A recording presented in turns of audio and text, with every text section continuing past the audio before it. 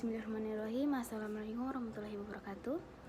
Perkenalkan, nama saya Luli Kemati, NIM D1E12108. Kelas B, jurusan Penyuluhan Pertanian, Fakultas Pertanian, Universitas Halu Oleo.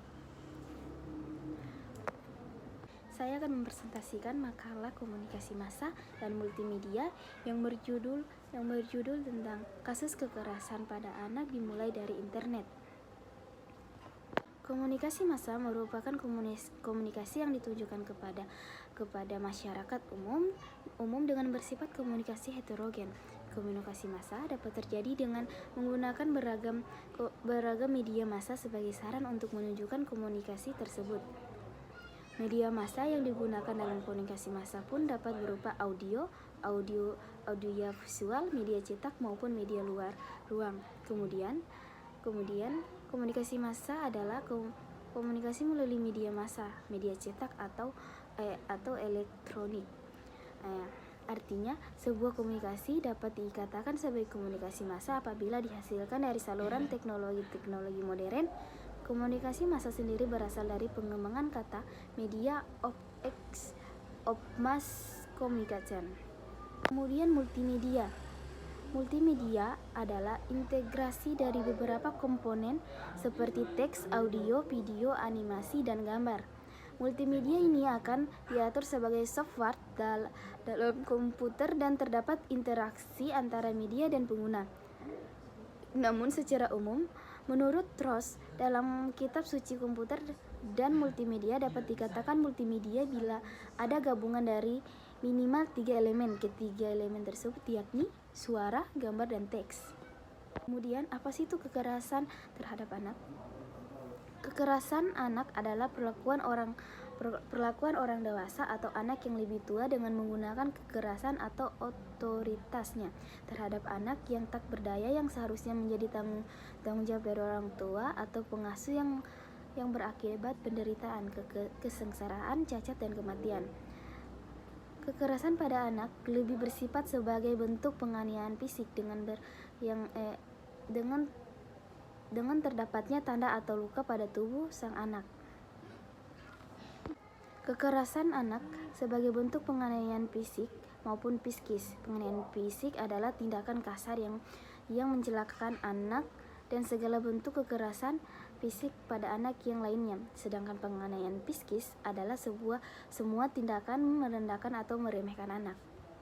Melihat kekerasan anak sebagai bentuk pelanggaran terhadap hak-hak anak dan di banyaknya negara dikategorikan sebagai kejahatan sehingga untuk mencegahnya dapat dilakukan oleh para petugas hukum. Sedangkan Guatemala menganggap kekerasan merupakan perlakuan yang salah dari orang tua.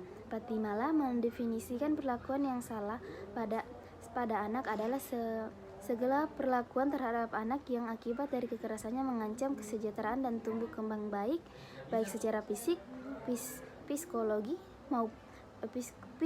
sosial maupun mental. Kemudian membahas tentang kekerasan pada anak dimulai dari internet.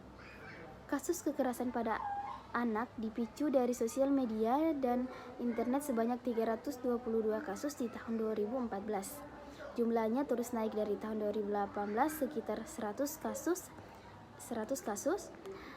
Kejahatan seksual lewat internet menjadi kategori kasus yang tinggi. Semisal jumlah korban kejahatan seksual terus naik sampai tahun 2014 dan 53 anak yang menjadi korban. Sementara anak pelaku kejahatan seksual online ada 42 anak korban pornografi dari media sosial ada 163 orang. Terakhir, anak pelaku kepemilikan media pornografi di video dan diunggah di media sosial ada 64 anak. Dampak negatif internet terhadap anak semakin mengkhawatirkan, tidak hanya sekedar mengganggu fisik dan kesehatan. Penggunaan internet tidak terkontrol juga dapat mengakibatkan anak rentan menjadi korban kekerasan seksual. Berdasarkan sistem data informasi online perlindungan perempuan dan anak tahun 2021 yang ada pada Dinas Pemberdayaan Perempuan dan Perlindungan Anak Provinsi Sumatera Utara, terdapat korban kekerasan terhadap anak sebanyak 925 orang. Kasus kekerasan terbesar terbesar adalah korban kekerasan seksual pada anak sebanyak 533 orang yang diakibatkan berbagai faktor, diantaranya adalah internet. Perkembangan teknologi yang begitu pesat di mana anak-anak sudah bisa mengakses internet dengan mudahnya, ada dampak positifnya, namun yang harus diantisipasi adalah dampak negatifnya. Untuk melindungi anak dari dampak negatif internet tersebut, antara lain orang tua perlu melakukan pendekatan dengan hati, mendampingi anak dan mengakses internet dan mengetahui seluruh akses jejaring sosial dan lainnya. Orang tua juga dapat menggunakan aplikasi ramah anak, bisa jadi pilihan sebagai cara mendidik anak di era digital dan mendisiplinkan penggunaan smartphone. Sudah banyak pengembangan perangkat lunak yang memungkinkan orang tua memasang aplikasi ramah anak atau melalui parental control. Kemudian, ada beberapa dampak yang kerap terjadi akibat penggunaan internet pada anak, antara lain terjadinya gangguan pada fisik apabila berlebihan menyebabkan gangguan kesehatan mata, masalah tidur dan sulit konsentrasi, ketidakseimbangan perkembangan motorik, serta gangguan pencernaan, juga gangguan perkembangan bahasa dan sosial yang dapat menunda perkembangan bicara dan bahasa anak, membatasi pergaulan sosial, serta mengurangi waktu berkualitas bersama keluarga. Menurut Nurlela, anak memiliki kecenderungan untuk update dengan informasi terbaru dalam internet, ditunjukkan dengan tingginya minat mereka untuk mengeksplorasi hal-hal yang baru yang menarik perhatian mereka. Sayangnya, seringkali mereka kurang berpengalaman serta kurang mampu menilai hal-hal yang baik dan hal-hal yang mungkin membahayakan mereka. Maka kita perlu melakukan usaha yang cukup serius agar anak-anak kita dapat terlindungi dari segala dampak negatif dari internet. Tanpa didampingi orang dewasa dalam mengakses dunia online, anak-anak sangat rentan untuk terkena dampak terpaparnya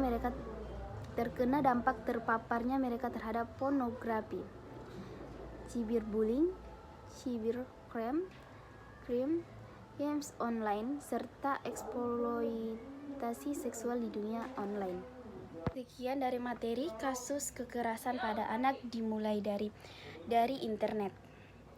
Bila ada salah kata mohon dimaafkan. Wassalamualaikum warahmatullahi wabarakatuh.